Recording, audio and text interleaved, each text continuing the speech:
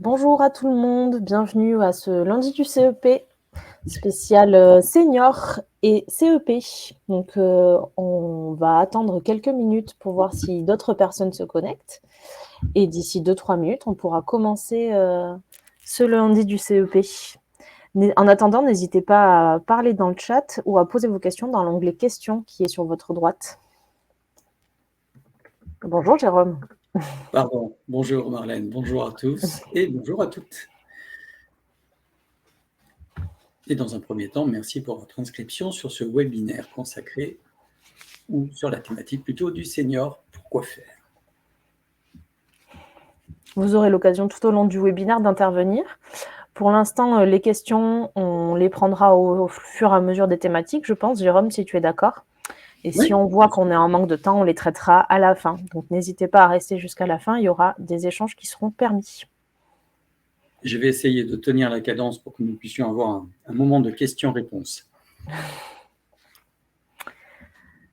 Si je ne suis pas dans le timing, Marlène, je te le dirai. Donc, pour commencer, c'est ce que je vous ai dit. On va rappeler quelques règles et consignes. Donc, n'hésitez pas à poser toutes vos questions dans l'onglet questions. Ça permettra aux personnes qui sont avec vous dans le chat de voter pour la question qui les intéresse et qui les concerne. Donc, c'est assez pratique pour nous pour savoir qu'est-ce qu'on peut répondre en priorité et qui vous intéressera le plus. Donc, pour rappel, je ne sais pas si vous avez déjà participé à des lundis du CEP. Donc, ce sont des webinaires qui sont gratuits et qui sont en ligne tous les lundis de 11h30 à 12h30 sur différentes thématiques. Donc, la semaine prochaine, c'est sur la formation. Toutes les questions que vous pourrez vous poser sur la formation, sur rechercher une certification ou un diplôme, ce sera la semaine prochaine. Nous, aujourd'hui, donc, comme Jérôme l'a dit, on sera sur la thématique des seniors, qui va aborder, à travers cette thématique, un vaste champ d'autres thèmes et de catégories. Effectivement, un vaste champ qui mériterait ensuite peut-être d'aller un petit peu plus loin, mais ça, nous le voir ensemble plus tard.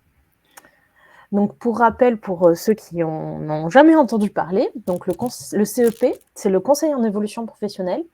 C'est un service public qui est gratuit, qui concerne tout le monde. On verra plus tard qui s'occupe en fonction de votre statut professionnel.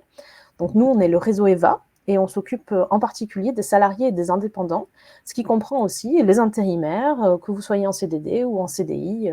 À partir du moment où vous avez le statut salarié, vous êtes les bienvenus au réseau EVA. Donc, pour un petit point de rappel, donc le CEP, il est gratuit, il est personnalisé, tous les conseillers singularisent leur service quand ils vous reçoivent. Il est neutre et surtout, il est confidentiel. Vous n'avez aucune obligation d'en parler à votre employeur si vous ne le voulez pas. Et il est aussi proche de chez vous. Donc, nous, on est en Nouvelle-Aquitaine, par exemple, on est à moins de 30 minutes de votre lieu de travail ou de votre lieu d'habitation, mais ça concerne toutes les régions. On a le même devoir de proximité. Effectivement, Marlène, il y a 2 points importants sur ta présentation, c'est la proximité et la confidentialité. Le principe de neutralité du conseiller en évolution professionnelle, mais surtout j'insiste sur le point de confidentialité, puisque c'est souvent une question qui est posée dans les premiers entretiens conseils avec une personne. Merci. Donc Jérôme, je te laisse expliquer en tant que conseiller comment ça se passe concrètement un conseil en évolution professionnelle. D'accord, merci Marlène. Concrètement, ça se passe comment ? Un conseil individualisé se déroule dans le cadre d'un premier entretien. Un entretien au cours duquel la personne va exprimer sa demande, son besoin, des questions pour obtenir un éclairage sur certains points qui peuvent être orientés sur soit de l'information métier, soit l'information dispositif, soit l'information environnement professionnel. Tous ces points de questionnement font autant d'éclairage donné pour que vous puissiez avoir le niveau de connaissance et votre pouvoir d'agir au regard de votre parcours professionnel. Ce temps individualisé et adapté, donc j'insiste sur le mot adapté, puisqu'individualisé à votre demande, c'est une réponse qui n'est pas qui va être personnalisée, nous permettra ensuite d'identifier le pas d'après. Le pas d'après, ce sont les démarches possibles pour donner éventuellement une suite à ce premier entretien. L'accompagnement personnalisé permet d'accéder à toutes les informations, comme je vous l'ai dit au préalable, de manière à ce que vous puissiez poser une stratégie pour notamment élaborer un projet en ayant toute connaissance de cause concernant la faisabilité de ce projet, puisque vous pourrez accéder ensuite à des éléments d'information sectoriels qui vous permettra de mesurer cette faisabilité du projet. C'est vous qui mesurez la faisabilité avec un regard croisé porté avec votre conseiller qui va vous guider dans cette prise de décision. Un plan d'action construit, co-construit même, puisqu'il n'est pas construit par le conseiller, mais par vous et le conseiller. Donc un plan d'action construit, pertinent, et avec un accompagnement dans sa mise en œuvre. Ça, c'est un point également important du conseiller en évolution professionnelle, c'est qu'il vous accompagne dans la mise en œuvre de votre stratégie. Merci Jérôme. Alors, comme je le disais tout à l'heure, le CEP, c'est pour tout le monde en France, quel que soit son statut professionnel. Donc nous, en tant que réseau EVA, on accompagne les salariés et les indépendants. Mais si vous avez le statut cadre, ce sera l'APEC que vous pourrez contacter, qui délivre le même service que nous. Les demandeurs d'emploi seront pris en charge par Pôle emploi, comme d'habitude en fait, ça ne change pas. Les moins de 26 ans peuvent avoir l'occasion de traiter avec les missions locales partout en France, et Cap Emploi se dirigera plutôt vers les personnes qui ont la reconnaissance de travailleurs handicapés et qui délivreront également le CEP. Et comme je le disais tout à l'heure, nous, on est sur les salariés, quel que soit le statut, qu'on soit en CDD, apprenti, intérimaire, pour les indépendants, quel que soit son commerce ou son activité, vous êtes les bienvenus. Il n'y a pas de qualification d'âge ou de statut ou de niveau de qualification, peu importe. Tout profil confondu peut faire appel du CEP. Les objectifs du conseil en évolution professionnelle pour vous accompagner dans l'élaboration et la formalisation de cette stratégie que j'ai évoquée tout à l'heure peuvent concerner donc diverses situations. L'évolution professionnelle, le développement des compétences, la reconversion ou la transition professionnelle, la reprise d'activité, la certification professionnelle, la mobilité interne et externe ou externe. Tous ces sujets sont abordés lors du premier entretien et de l'accompagnement qui suit ce premier entretien-là. L'évolution professionnelle qui n'est pas forcément une reconversion à 180, la reprise d'activité qui peut être envisagée également comme un complément de ressources, nous allons le voir tout à l'heure. La certification professionnelle, une certification, c'est un diplôme que vous pouvez obtenir, pour parler de manière un petit peu plus fluide, c'est-à-dire une certification qui appartient à des certificateurs, je vais vous l'expliquer également tout à l'heure. La mobilité interne ou externe, c'est un sujet également qui est un thème qui est travaillé au cours des accompagnements. Je rajouterai à cela 2 thématiques qu'on n'a pas affichées là, mais qui sont intrinsèques finalement au service CEP, qui sont la recherche de l'équilibre entre une vie personnelle et une vie professionnelle, qui peuvent tout à fait correspondre à l'objectif qu'on cherche en consultant un CEP, et la question aussi de la santé au travail ou d'un mal-être dans son potentiel emploi. Exactement, Marlène. Ce sont des thématiques transverses, ce sont des vecteurs en fait qui sont portés par ces différentes thématiques que vous avez à l'écran. Tout à fait. Donc on va rentrer directement dans le sujet qui vous intéresse. Et Jérôme, je te laisse la parole. Merci. Le CEP pour les seniors, pourquoi faire? C'était un sujet que je souhaitais aborder notamment dans le cadre de ce séminaire-là, ce webinaire-là, excusez-moi. Je vais juste revenir un peu sur ma présentation. Donc, j'exerce le métier de conseiller en gestion de carrière. J'accompagne depuis plus de 21 ans des personnes dans leur projet d'évolution professionnelle, qu'ils soient orientés vers une activité salariée ou une activité non salariée. Et conseiller en évolution professionnelle depuis le mois de janvier 2020, date à laquelle France Compétences nous a confié la mission du service public, donc mission de service public gratuite du conseil en évolution professionnelle. Au cours de ce webinaire, nous allons découvrir en fait ensemble un état des lieux dans un premier temps, puis avoir une approche centrée sur 3 dispositifs assez souvent questionnés par les personnes, et enfin des situations rencontrées. Ces 3 dispositifs, donc le CPF, le compte personnel de formation, le compte professionnel de prévention et la validation des acquis. L'illustration des situations rencontrées peuvent vous permettre d'avoir des images un petit peu plus concrètes sur l'application de ces dispositifs dans une stratégie d'évolution professionnelle. Tout d'abord, senior, de quoi parle-t-on exactement? Un premier constat, avant de parler des seniors, c'est que l'âge de départ à la retraite à taux plein passe de 62 à 64 ans. Considérez senior une personne qui a 15 ans d'expérience professionnelle au-delà de 45 ans. C'est l'approche que je vous propose du senior, pas une approche selon les chiffres de la CPM qui dit qu'un senior, c'est une personne qui a 57 ans, donc qui arrive en fin de carrière. Moi, c'est une approche qui est plus actif. Sur l'ensemble des accompagnements CEP, il y a un chiffre qui n'est pas du tout anodin, c'est que 26% des bénéficiaires sont âgés de plus de 45 ans. Donc 26% des personnes qui viennent nous rencontrer sont des seniors.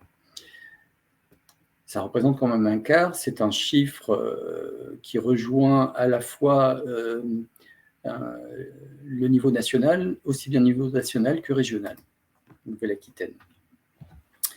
Pour commencer ce webinaire, j'ai souhaité le commencer par quelques chiffres que j'ai pu relever au travers d'une étude qui a été menée par Indeed, réalisée par OpinionWay, comme vous pouvez le lire, réalisée auprès de 1000 salariés et de 406 dirigeants d'entreprise.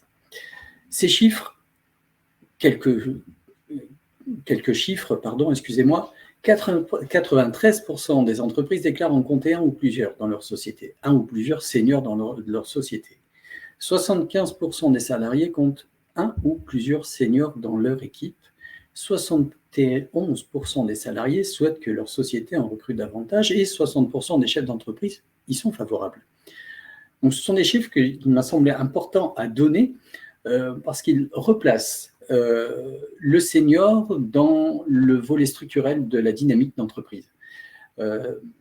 Ça permet aussi un petit peu d'échapper à certains stigmates que l'on peut avoir concernant le senior dans une société. Et au travers de ces chiffres-là, nous pouvons lire également les qualités reconnues par toutes les parties prenantes. Et ces qualités-là, elles sont importantes et c'est important de les nommer. La première des qualités qui a été reconnue par toutes les parties prenantes, c'est la capacité du senior à transmettre et partager son savoir. Le savoir qui est lié à son métier, à l'environnement du secteur dans lequel il évolue. Et les salariés, autre point important, estiment que c'est auprès des seniors qu'ils apprennent le plus. De petites déclinaisons, auprès des seniors de 45 à 50 ans, c'est-à-dire pour 49 des salariés, et auprès des 50-60 ans pour 44% d'entre eux. Donc ces chiffres ne sont pas anodins. Dans le contexte actuel, il m'a semblé important de pointer un regard sur ces chiffres-là pour permettre d'éclairer la position du senior dans une entreprise. Autre point important, qui n'est pas vraiment anecdotique, c'est le baromètre sur l'absentéisme réalisé par Malakoff Humanis. Le constat depuis 2016, c'est que 42% des salariés âgés de 18 à 34 ans sont absents pour maladie. Et seulement 34% pour les plus de 50 ans. On chasse un nouveau stigmate sur le senior par rapport à l'activité professionnelle et son taux de présence dans l'entreprise. J'ai trouvé ce point-là également assez important à préciser comme introduction et comme état des lieux. Les motifs de sollicitation du CEP des seniors, des personnes seniors, j'ai noté les 4 principaux motifs. La redéfinition des critères de choix. Un critère de choix, c'est ce qui va permettre de travailler sa nouvelle posture professionnelle et de retrouver un sens au travail. C'est la deuxième motif de sollicitation. C'est aussi anticiper sa fin de carrière.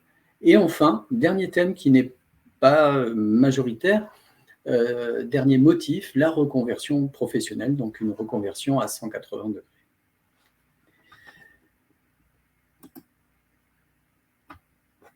Le CPF. Le CPF, c'est un des dispositifs sur lequel les personnes ont besoin d'éclairage. Donc j'ai tenu à ce que ce premier dispositif apparaisse dans ce webinaire afin d'avoir quelques éléments clés qui vont vous permettre de soutenir votre pouvoir d'agir au regard de votre situation. Petit rappel. À noter, Jérôme, que le CPF aussi est entouré de plein d'idées reçues et de mauvaise presse au vu de toutes les sollicitations qu'on vous fait. Il faut noter que personne ne vous appellera jamais pour dépenser votre CPF. Vous êtes seul maître de l'utilisation de votre compte personnel de formation. Exactement. Vous êtes, votre pouvoir d'agir, c'est justement la maîtrise de votre compte personnel de formation. D'ailleurs, à ce sujet, pour lutter contre tout ce démarchage et renforcer la sécurisation du dispositif, il existe depuis très peu de temps, je crois que c'est depuis le mois de septembre 2022 que l'État a décidé d'un nouveau mode de connexion à votre compte personnel de formation qui passe par France Connect, afin de sécuriser votre compte personnel de formation. Le compte est alimenté automatiquement chaque année. Ce n'est plus comme avant, du temps du DIF, du droit individuel de formation. Automatiquement, tous les ans, votre compte est alimenté. Pour un salarié travaillant au moins à mi-temps, ce compte est alimenté à hauteur de 500 € par an dans la limite de 5 000 €. Donc, il y a un plafond, c'est 5 000 €. Une particularité, la majoration de 300 € pour les bénéficiaires de l'obligation d'emploi de travailleurs handicapés ou pour les salariés non qualifiés. Les salariés qui n'ont pas de certification peuvent bénéficier d'une majoration de 300 € par an. Ce n'est pas anodin. La déclaration du diplôme et de l'obligation d'emploi de travailleurs handicapés se fait depuis votre compte personnel. C'est important à réaliser puisque cela vous permettra d'obtenir cette majoration qui, dans le temps, peut vous aider à soutenir vos démarches et le suivi de votre stratégie d'évolution professionnelle et soutenir votre stratégie d'évolution professionnelle. Autre point important, les droits que vous avez restent acquis, même en cas de changement d'employeur ou de perte d'emploi, ce qui n'était pas vrai avant, du temps du DIF, où lorsque vous quittiez une entreprise, vos droits étaient perdus. Aujourd'hui, non, depuis quelques temps maintenant, vos droits sont acquis. Les situations rencontrées dans le futur. La prise en charge du compte personnel de formation, il y a deux moyens de mobiliser, pour pouvoir mobiliser son compte personnel de formation, il y a deux moyens. Soit vous choisissez une formation et vous décidez de la réaliser hors temps de travail. En ce sens-là, la mobilisation est dite autonome. Elle est réalisée par vous, par le salarié, et vous n'avez pas besoin de demander une autorisation à votre employeur. Les coûts pédagogiques sont pris en charge, mais il n'y a pas de prise en charge des frais annexes et de la rémunération dans le cas du dispositif CPF autonome hors temps de travail. Deuxième cas de figure, sur le temps de travail, c'est-à-dire que vous pouvez demander l'autorisation d'absence à votre employeur pour bénéficier de votre compte personnel de formation sur temps de travail et suivre ainsi votre parcours de formation sur temps de travail. Il y a quelques règles à respecter. Ceci dit, dans un premier temps, c'est le délai de prévenance, c'est-à-dire prévenir l'employeur. En fonction de la durée de votre temps de formation, si celle-ci est inférieure ou égale à 6 mois, vous devez prévenir 60 jours avant votre employeur. Si celle-ci est supérieure ou égale à 6 mois, 120 jours avant. Donc on passe de 2 mois à 3 mois. L'employeur, lui, dispose de 30 jours. 30 jours de délai de réponse. Votre demande d'autorisation d'absence doit être réalisée par lettre recommandée avec accusé de réception. Si au bout de 30 jours, l'employeur ne se manifeste pas, elle vaut accord de l'entreprise. L'employeur peut refuser. autant de fois qu'il le souhaite sans avoir à justifier de sa décision. C'est un refus, contrairement à nos dispositifs qui concerneraient où l'employeur peut reporter. S'il accepte les heures de formation pendant le temps de travail, eh bien, cela constitue un temps de travail effectif et donne lieu au maintien par l'employeur de votre rémunération. Ces demandes-là sont réalisées par vous-même, par le salarié, depuis votre compte en ligne, l'espace personnel, compte personnel de formation. Autre point. Jérôme, avant que tu passes à cette slide, oui. On a une question sur l'automatisation du CPF chaque année, d'une personne qui demande si une année n'est pas à 500 € alors que travailler à mi-temps toute l'année, y a-t-il des exceptions? Est-ce qu'il peut y avoir des exceptions quant à l'approvisionnement du compte CPF?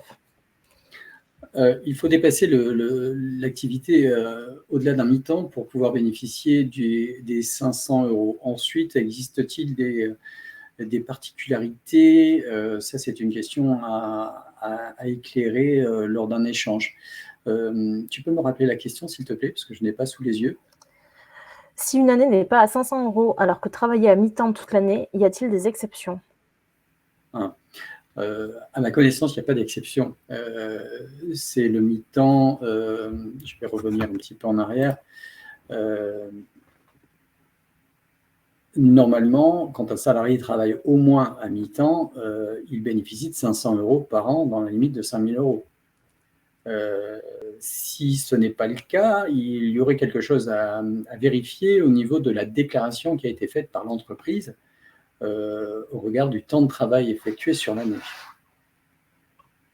Je ne suis pas sûr de répondre directement à la question, mais peut-être interroger ou questionner un élément de réponse.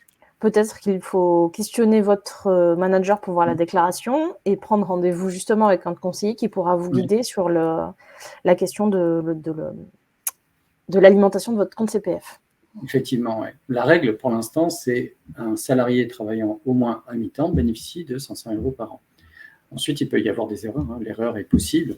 Un rendez-vous avec un conseiller en évolution professionnelle vous permettra d'avoir un éclairage sur ce point-là qui est assez important puisqu'il constitue votre compte, votre droit à la formation, bien sûr.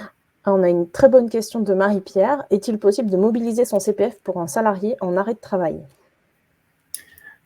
Alors, la mobilisation du compte personnel de formation est possible. Ceci dit, cela nécessitera ensuite, en fonction de l'action de formation que vous choisissez, de bénéficier d'une autorisation par le médecin conseil de la Sécurité sociale à suivre un parcours de formation en arrêt maladie. Lorsque vous êtes en arrêt maladie, vous pouvez accéder au dispositif de formation sous condition que celui-ci soit approuvé par le médecin conseil de la Sécurité sociale. Merci Jérôme. Et alors, on a une question de Marc, je ne suis pas sûre de la comprendre, mais peut-être que ça va te parler. Pouvez-vous préciser les frais annexes? Les frais annexes. Donc, les frais annexes dépendent des frais occasionnés en cas de déplacement, par exemple. Ça, c'est un frais annexe. Si votre centre de formation se situe à plus de 30 km de chez vous, vous avez des frais de déplacement, des frais liés au repas, pourquoi pas, ou des frais liés à l'hébergement si le centre de formation se situe encore un petit peu plus loin. Ces frais annexes ne sont pas pris en compte. Merci Jérôme. Avec plaisir. Si vous avez d'autres questions, n'hésitez pas à les poser dans le chat, on y répondra.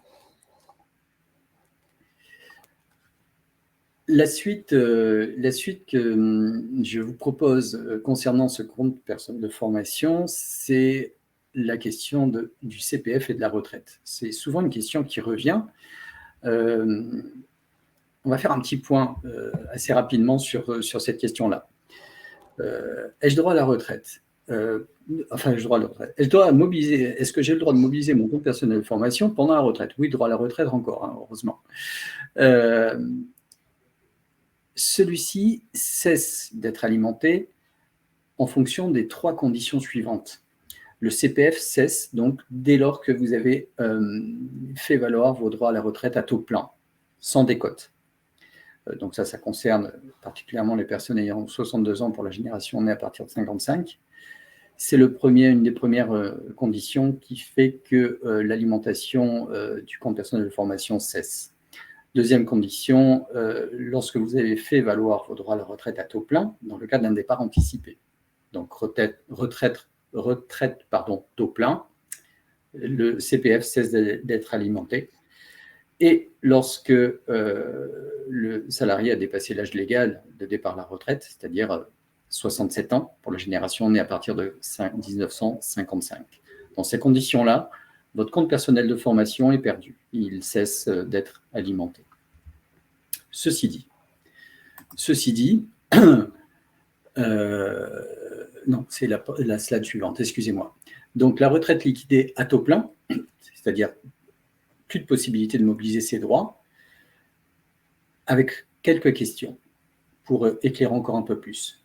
Peut-il acquérir de nouveaux droits CPF en cas de reprise d'activité dans le cadre d'un cumul emploi-retraite? Eh bien non, puisque les droits sont déjà fermés. Peut-il encore mobiliser ses droits CPF? Non plus. Donc, quand vous êtes en retraite liquidée à taux plein, vous ne pouvez plus mobiliser votre compte personnel de formation. Est-il possible de les mobiliser dans le cadre du cumul emploi-retraite? Non, dans ce cadre-là également. Et en cas de projet de formation, la formation doit démarrer avant le départ à la retraite. Donc, il est toujours possible de partir en formation, à condition que celle-ci se débute avant le départ à la retraite. Autre point particulier concernant le CPF et la retraite, c'est la possibilité de cumuler. C'est-à-dire que lorsque vous êtes en retraite liquidée à taux minoré, c'est-à-dire avec décote, vous pouvez acquérir de nouveaux droits CPF en cas de reprise d'activité dans le cadre d'un cumul emploi-retraite. Ça, c'est possible. Vous pouvez également mobiliser vos droits au CPF dans ce cadre-là, puisque vous êtes en retraite liquidée à taux minoré. Et vous pouvez enfin mobiliser dans le cadre du cumul emploi-retraite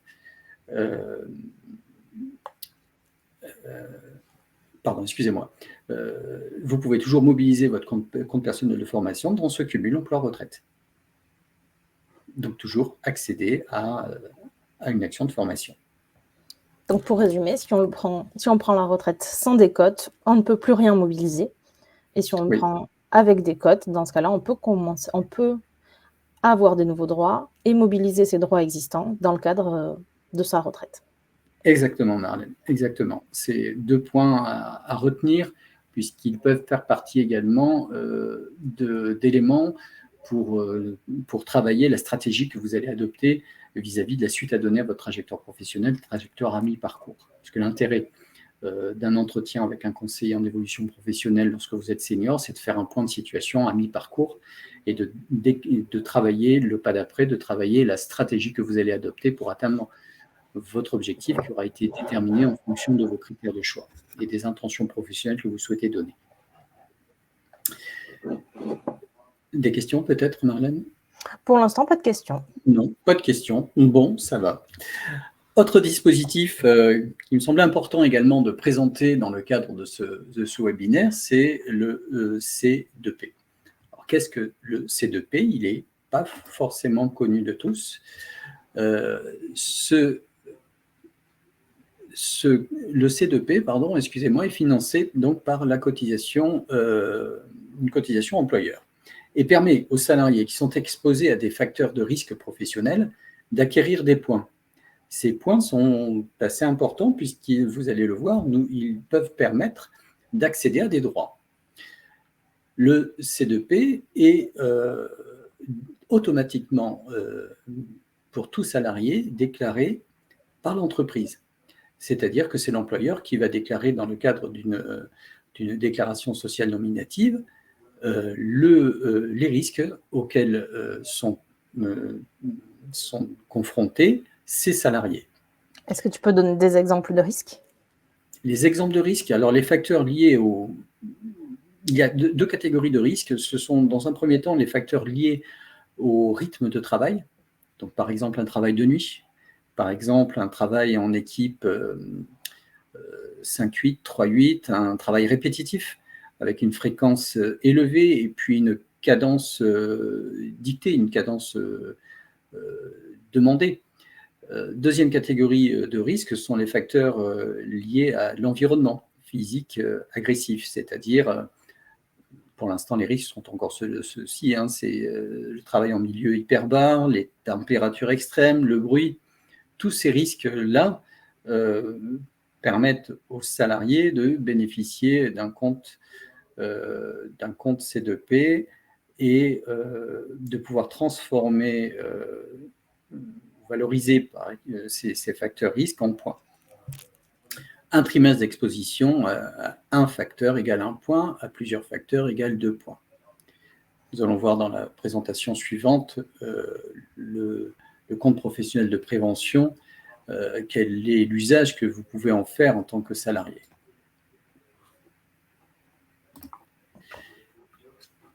Le premier usage utile dans sa stratégie que vous souhaitez définir par rapport à la suite à donner à votre trajectoire professionnelle, c'est la conversion en euros pour cofinancer un projet de formation. Il est possible donc de cofinancer son projet en faisant valoir ces facteurs risques auxquels vous êtes confrontés. Deuxième point, c'est la diminution de temps de travail, sans perte de salaire. 10 points, diminution de 50% de sa durée de travail pendant 90 jours. Alors, effectivement, ce n'est pas sur du long terme, mais en fonction des situations rencontrées, cela peut être bénéfique et soutenir votre stratégie. Et enfin, un dernier point qui n'est pas anodin, c'est une anticipation du départ à la retraite. 10 points égale un trimestre, et ceci à la hauteur de 8 trimestres maximum. Pour l'instant, c'est ce qui existe, c'est ce qui est posé. Il n'y a pas d'évolution particulière notable et dans les projets à venir, mais ça reste à surveiller.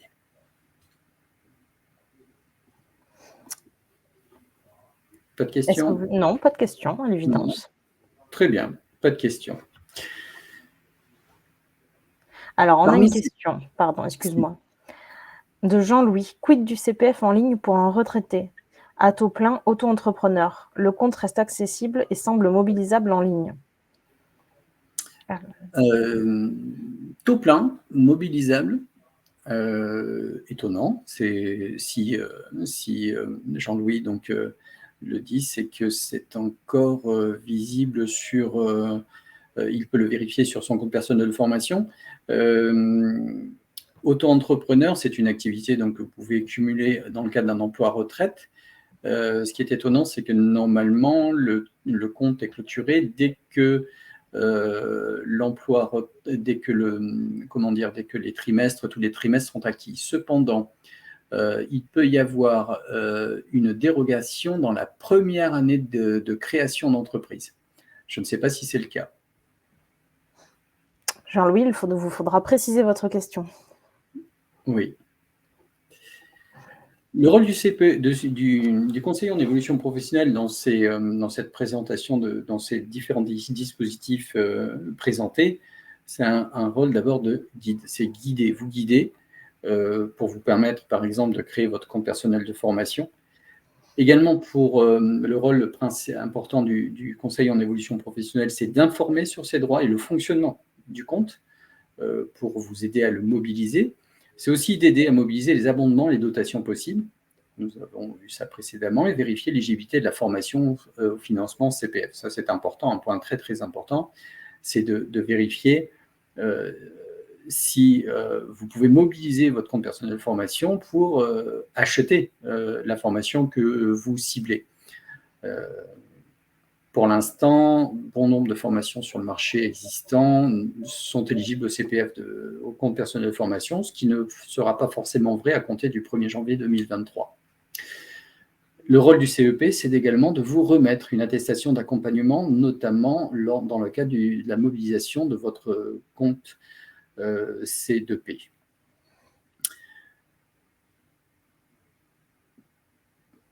Comme pour n'importe quel projet comportant une formation, le conseiller en évolution professionnelle est là pour vous aider à construire et formaliser votre projet.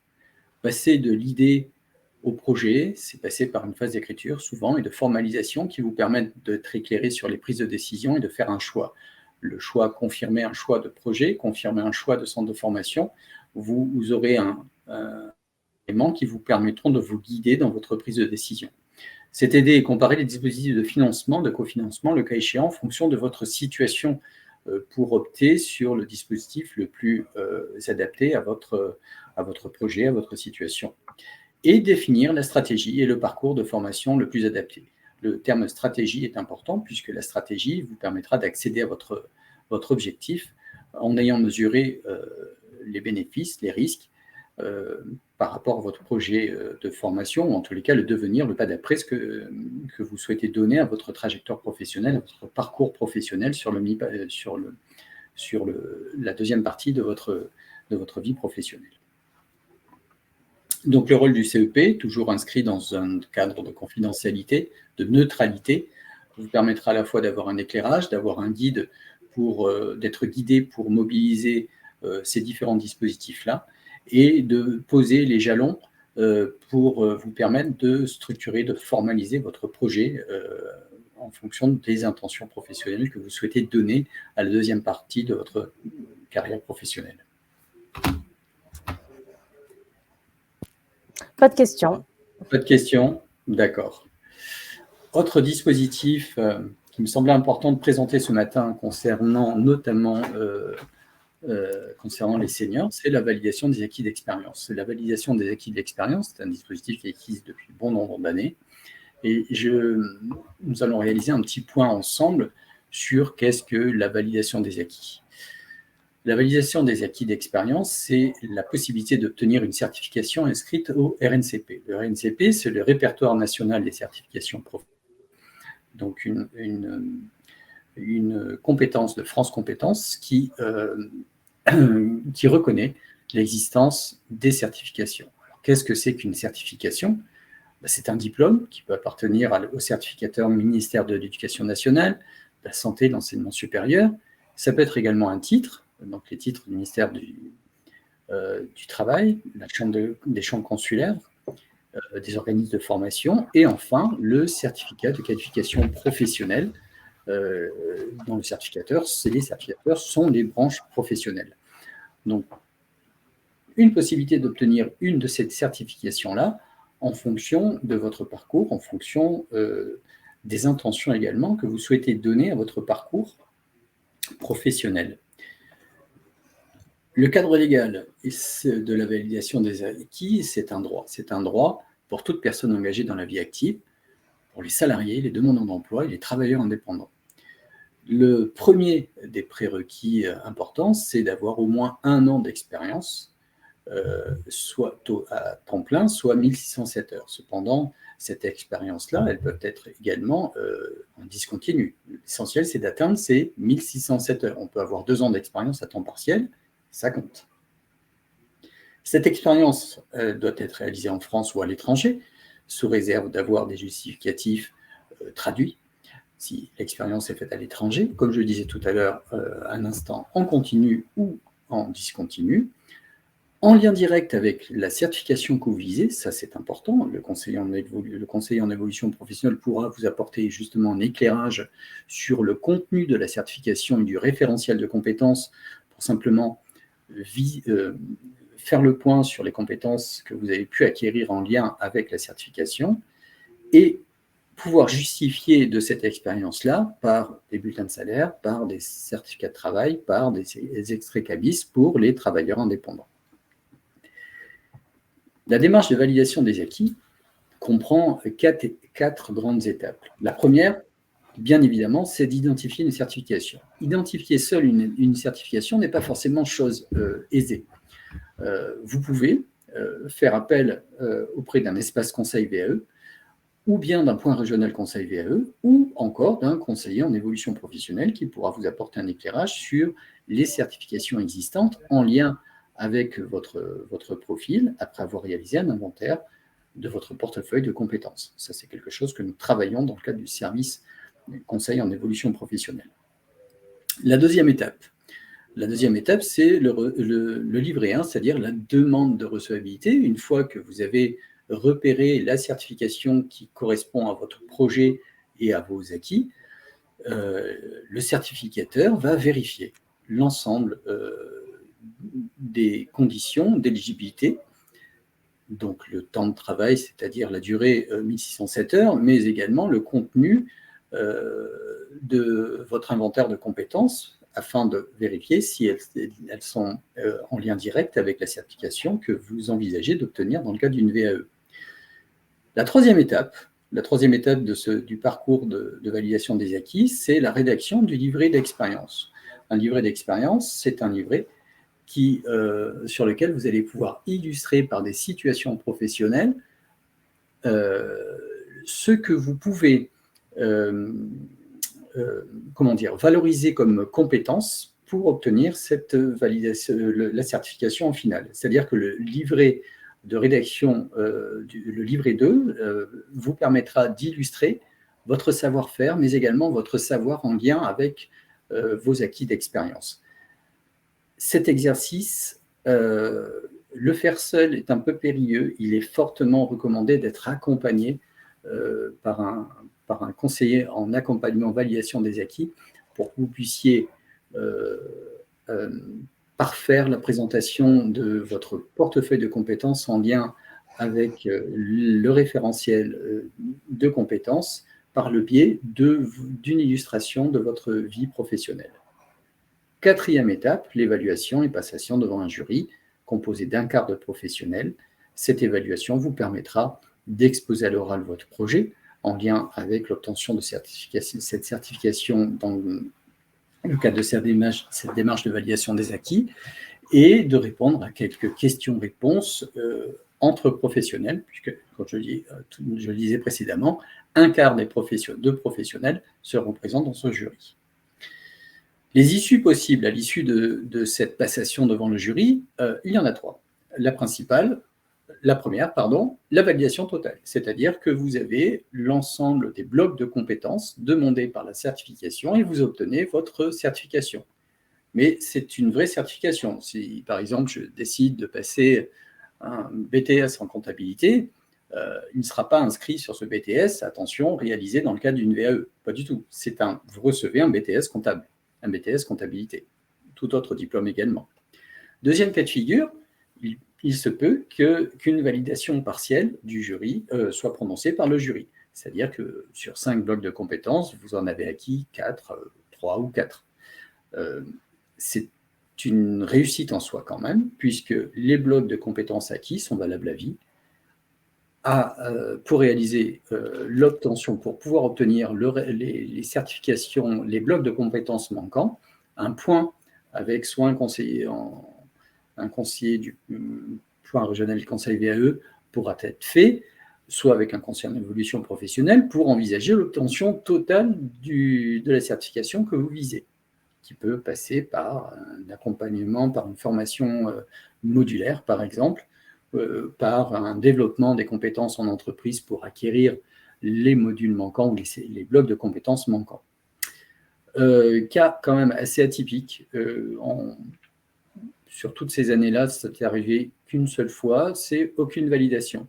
Généralement, c'est lorsque la personne qui souhaite mobiliser la validation, le dispositif de validation des acquis, décide de réaliser seul son livret. Eh bien, la méthodologie n'y est pas, l'argumentation n'y est pas, l'illustration de vos acquis par une activité professionnelle en apportant des éléments, des preuves quelque part, n'y est pas non plus. Et le jury décide de ne pas donner la certification. Pas de questions sur la VAE, Jérôme. Sur la VAE, la question du financement de cette démarche de validation des acquis, eh bien là, je rejoins ce que j'ai présenté en tout début, c'est-à-dire le compte personnel de formation. Vous pouvez mobiliser votre compte personnel de formation pour financer votre démarche de validation des acquis. Votre employeur également peut accepter de prendre en charge votre projet de validation des acquis. C'est une autre possibilité. L'autre possibilité, c'est de faire appel à l'association de transition professionnelle de votre région, puisqu'il y a une possibilité de prise en charge, mais attention, jusqu'au 31/3, donc c'est renouvelé tous les ans, enfin renouvelé ou pas. En tous les cas, pour l'instant, jusqu'au 31 mai 2023 en région Nouvelle-Aquitaine, il existe la possibilité de financer votre démarche de validation à hauteur de 2 000 € jusque par l'association Transition Pro. Et enfin, pour les travailleurs indépendants, ce sont les fonds d'assurance formation qui peuvent aussi financer cette démarche de validation des acquis. Donc, dans tous les cas, n'hésitez pas à prendre rendez-vous avec votre conseiller en évolution professionnelle qui pourra soit vous indiquer le financement possible, soit vous aider à argumenter auprès de votre employeur. Exactement, ce point est important. Marlène, c'est l'argumentation auprès de votre employeur. Préparez l'argumentation d'une démarche de validation d'une validation des acquis d'expérience. C'est une mission que nous pouvons réaliser aussi également, un service que nous pouvons vous apporter dans le cadre du CEP, bien sûr. Tout comme préparer, je fais une petite aparté, préparer un entretien professionnel aussi, ça fait partie des services que nous pouvons vous proposer dans le cadre du conseil en évolution professionnelle. Est-ce que ce ne serait pas le moment de passer... Ah non, il te reste une slide sur la VAE. Je pensais qu'on était sur les témoignages. Non, juste une slide, mais après on passe au témoignage, effectivement. Concernant l'organisation de cette validation des acquis. La validation des acquis peut se réaliser, bien sûr, hors temps de travail. Donc là, vous n'avez pas besoin de prévenir ou d'informer votre employeur de cette démarche. Deuxième point, vous pouvez la réaliser sur votre temps de travail. Donc là, besoin, bien sûr, d'obtenir l'accord de votre employeur et de bénéficier d'un congé de validation des acquis d'expérience. Là, ce congé est accordé dans la limite de 24 heures au maximum, mais je tenais quand même à le préciser, puisque ça fait partie des dispositifs et des droits des salariés. Donc je pense que là, il est l'heure des situations. Oui, c'est bien ça. Il nous reste un quart d'heure pour les présenter, Jérôme. Je parle trop, alors je vais essayer de me débrouiller un petit peu. Merci. Situation, donc, ce sont de vraies situations, bien sûr anonymées, hein. Pour un peu illustrer mes propos concernant soit le compte personnel de formation, soit la validation des acquis, soit le compte C2P. Martin, 57 ans, technicien qualité, donc il évolue au sein de la même entreprise depuis plus de 20 ans, et il a obtenu en évolution professionnelle donc la responsabilité du métier de technicien qualité. 4 ans d'expérience dans ce domaine-là, mais pas de diplôme. Mais quand je dis pas de diplôme, c'est qu'aucun diplôme. Par rapport à son profil, son intention à lui, par rapport à ses critères de choix, c'était de sécuriser sa fin de carrière en cas de licenciement. Prévenir, vaut mieux que guérir parfois. Ce que nous avons réalisé au cours de cet échange par rapport à Martin, c'est bien sûr une écoute et des échanges sur la situation professionnelle, l'identification de ses compétences. Nous avons travaillé le portefeuille de compétences avec lui au regard de ses 4 années d'expérience en tant que technicien qualité. Nous avons initié le repérage d'une certification qui serait en lien avec ses acquis d'expérience. La thématique générique, c'est la valorisation des compétences, et le dispositif mobilisé a été la validation des acquis d'expérience. Premier cas, première situation sur laquelle nous avons travaillé avec Martin. Une deuxième situation. Avant que tu passes à la situation numéro 2, n'hésitez pas à mettre vos situations dans le chat si vous voulez qu'on vous apporte un premier niveau d'information. Oui, bien sûr, avec plaisir. La deuxième situation, Martine, 52 ans, son intention, c'est d'avoir un complément de retraite, un complément de revenu lorsqu'elle aura acquis ses trimestres pour partir en retraite. Et elle envisageait de créer une entreprise, créer son entreprise. Une idée bien précise, des prestations de conseil en développement de sites web et optimisation de référencement des entreprises. Donc le projet est clairement défini. Le conseiller en évolution professionnelle travaille avec la personne lorsqu'il y a un projet clairement défini, tel que celui-ci, et elle se donne 10 ans pour développer sa clientèle. Par rapport à cette situation 2, ce qui a été co-construit comme plan d'action avec Martine, donc après avoir eu un échange, et une écoute et un échange sur la situation professionnelle, l'identification des compétences, c'est un appui à l'élaboration d'un projet de création d'entreprise. Et avec Martine, nous avons mobilisé un dispositif d'accompagnement à la création d'entreprise qu'elle a pu financer dans le cadre de son compte personnel de formation. Troisième situation, Martin, 48 ans, son activité devenait physiquement compliquée pour lui. Il était en arrêt de travail lorsqu'il a pris contact avec le conseiller en évolution professionnelle et son intention, c'était de changer de métier et accéder à une formation. Donc, par rapport à ces situations, un des critères importants par rapport à Martin, c'était donc le critère santé, chose qui a été prise en compte dans le cadre du conseil en évolution professionnelle. Écoute, échange sur la situation, information sur les dispositifs et les financements et les structures. Et au cours de cet accompagnement, la prestation qui a été mobilisée, c'est le bilan de compétences, car il avait l'intention de changer de métier pour répondre aux impératifs liés au volet santé, sans pour autant avoir d'idées bien précises. Donc, le bilan de compétences a été la prestation mobilisée. Le projet de formation ou le projet métier a été également ciblé à la fin du bilan de compétences. Et le dispositif que nous avons mobilisé avec cette personne-là, c'est le compte professionnel de prévention pour qu'il puisse cofinancer son action de formation et accéder à un nouveau métier.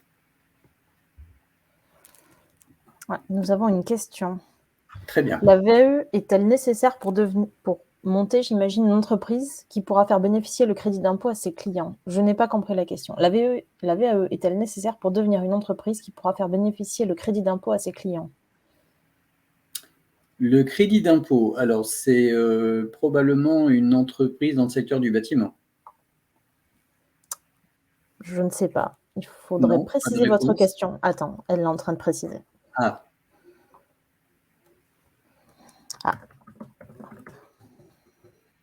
La validation des acquis est en lien, dans le cadre d'une démarche de création d'entreprise, vous avez des activités qui sont dites réglementées. C'est-à-dire que pour exercer, je reviens sur la question du bâtiment, mais tous les métiers en lien avec l'artisanat et d'autres métiers, il existe des activités dites réglementées. Donc, l'obligation d'obtenir une certification est incontournable. Sinon, vous ne pouvez pas exercer. C'est ainsi. Si je prends un exemple que j'ai rencontré dans le cadre du conseil en évolution professionnelle, une personne qui souhaitait ouvrir un salon de coiffure, mais qui n'avait pas de brevet professionnel coiffure. Pourtant, elle avait l'expérience à titre salarié sans avoir le brevet professionnel. Donc, elle a constitué un dossier de validation des acquis d'expérience pour obtenir le brevet professionnel coiffure et ainsi pouvoir ouvrir son établissement. Alors, ce serait une entreprise non administrative, mais je pense que la question, c'est est-ce qu'on est obligé de faire une VAE, comme tu viens de le dire, pour pouvoir monter son entreprise dans le domaine recherché? Si l'activité n'est pas réglementée, quelle est la pertinence d'obtenir une certification pour réaliser son objectif professionnel? Maintenant, je vais prendre l'approche un peu différemment, c'est-à-dire que vis-à-vis de la communication et des moyens que vous allez mettre en œuvre pour recruter votre clientèle, est-ce qu'une certification obtenue en lien avec l'activité, il faut savoir que le chef d'entreprise, en fait, a quatre métiers, c'est concevoir, produire, gérer et vendre. Sur la compétence produire qui va concerner exactement l'activité de votre métier, au niveau de la visibilité que vous allez avoir vis-à-vis de votre clientèle, n'est-il pas favorable d'avoir une certification en lien direct avec l'activité que vous allez proposer? Ça, c'est une question sur laquelle nous pouvons poser des éléments de réflexion au regard de votre intention professionnelle. Là, il s'agit plus d'une visibilité clientèle et du parcours recrutement de la clientèle. Merci Jérôme. Maryse, j'espère que j'ai mis la slide qui vous intéresse. En tout cas, elle s'intéresse à la création d'entreprise, Jérôme. Est-ce que tu peux dire 2-3 mots dessus? Bien sûr. La création d'entreprise, c'est un sujet qui revient, qui revient. Sur cette année, par exemple, j'ai eu bon nombre de personnes qui se questionnent au regard de la création d'entreprise. Avoir 2 modes de rémunération, c'est quelque part, ça accorder une sécurité, notamment en tant que salarié, avec plus tard un emploi cumul retraite dans le cadre d'une création d'activité. Pour la création d'entreprise, concernant la création d'entreprise, il existe en fonction de votre territoire des dispositifs d'accompagnement à la création, c'est-à-dire l'installation. S'installer quand vous avez une idée bien précise, c'est-à-dire que le conseiller en création, installation d'entreprise ou transmission d'entreprise va vous aider à réaliser une confrontation de votre projet avec l'environnement socio-économique, donc autrement dit une étude de marché, définir le statut juridique, fiscal et social adapté par rapport à votre projet et ensuite vous accompagner dans la création. Il existe des dispositifs en région Nouvelle-Aquitaine gratuits. Ailleurs, je n'en ai pas la connaissance. Si ce n'est pas le cas, le compte personnel de formation peut vous aider à le mobiliser. Maintenant, je reviens un tout petit peu en avant. Si vous avez un projet ou la volonté, en tous les cas, l'intention de créer une entreprise, mais que vous n'avez pas l'idée encore ou une idée pas encore suffisamment clarifiée, vous pouvez réaliser un bilan de compétences entrepreneuriales qui vous permettra de formaliser votre projet de création d'entreprise en donnant donc l'intention, en donnant le sujet même de votre projet, c'est-à-dire l'activité que vous souhaitez proposer dans le cadre d'une création d'activité. Je ne sais pas si je réponds complètement à la question. Je pense que tu réponds à la question et je vais en profiter pour mettre dans le chat le replay d'un webinaire qu'on a fait à l'occasion des semaines de l'évolution professionnelle où on parle de la création d'entreprise.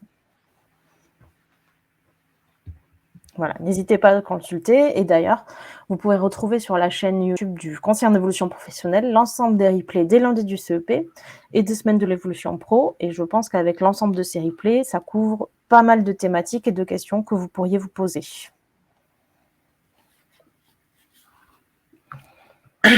Pardon. Donc effectivement, la création d'entreprise peut être et parfois un sujet abordé, notamment dans le cadre cumul emploi-retraite, d'autres situations de salariés seniors qui décident de passer à 3/4 temps pour développer leur activité, le temps de recruter une clientèle et de sécuriser son volet clientèle pour en vivre en termes de complément de revenus avec la retraite. Avec un peu de créativité, on arrive à définir des stratégies qui peuvent répondre à vos intentions professionnelles, à vos intentions. On a une question qui sera peut-être la dernière. Est-ce qu'il y a un tarif pour la VAE? Est-ce qu'il y a un tarif commun? Peut-être que oui, peut-être que non. Alors, un tarif commun, non. La validation des acquis dépend du devis qui sera réalisé par l'organisme accompagnateur, dépend également des frais de recevabilité. S'il y a une moyenne, puisque j'interviens également sur le point régional conseil validation des acquis, je peux ne pas me tromper en disant qu'une moyenne serait d'environ 2 000 €, avec des possibilités de prise en charge, notamment par l'ATP ou alors dans le cadre du plan de développement des compétences de l'entreprise, donc mobilisé pris en charge par l'employeur. Il y a toute nature de devis, enfin tout montant de devis en fonction des certifications. Généralement, plus vous montez en certification, c'est-à-dire du niveau 5, Bac plus 2, niveau 6, Bac plus 3, 4, niveau 7, Bac plus 5, peut-être que le devis peut être un peu plus élevé et encore, les universités gravitent, si je prends l'exemple des universités, gravitent autour des 2 000 € à peu près. Ouais. Et alors, moi j'ai une question, il y a une question dans le chat, je te donne les deux, tu y réponds dans l'ordre que tu veux. Est-ce que dans les financements, si je souhaite faire une VAE, est-ce que mon employeur peut en payer une partie et je peux compléter avec mon CPF? Ah, donc ça, c'est à négocier avec votre employeur. Il peut y avoir un cofinancement entre employeur et CPF, effectivement. L'employeur et votre compte personnel de formation. Et donc, on a une autre question, celle de Béatrice. Combien de temps dure en moyenne une VAE? C'est une très bonne question. La question de la temporalité qui revient assez souvent. Une validation des acquis dure en moyenne entre 6 et 8 mois, c'est-à-dire que c'est le temps de préparation de votre livret 2 qui ne doit pas être un temps écourté et précipité, de manière à pouvoir sécuriser l'obtention d'une validation totale. Si je décide de préparer une certification et le jury se réunit au mois de juin 2023, là vous êtes peut-être encore un peu dans les temps pour préparer cette validation des acquis ou plus confortablement pour passer devant le jury au mois de septembre 2023. Alors, on a une réaction de Cécile qui nous informe que dans le cadre du DIF en 2007, elle a réalisé une VAE et afin de connaître le diplôme correspondant à son expertise, elle a fait un bilan de compétences. Donc après, ce ne sont pas des dispositifs qui sont antagonistes. Non, ce n'est pas antagoniste. La question de la validation des acquis peut être un sujet et une réflexion portée dans le cadre d'un bilan de compétences. C'est possible. Si vous définissez un projet et que ce projet nécessite l'obtention d'une certification pour pouvoir atteindre votre objectif, effectivement, le conseiller en gestion de carrière peut vous apporter un soutien dans la détermination de la certification. Et ensuite peut-être faire appel à une structure conseil en validation des acquis pour un accompagnement dans vos démarches. Effectivement, les bilans de compétences permettent également de porter une réflexion et de poser dans le plan d'action les différentes sources possibles en termes de mobilisation de dispositifs. Merci Jérôme. Donc je vois que Lisa est en train d'écrire, mais je pense que nous allons arriver au terme de notre webinaire. Ah zut, pas de dernière question alors. CPF, quelle différence avec les heures?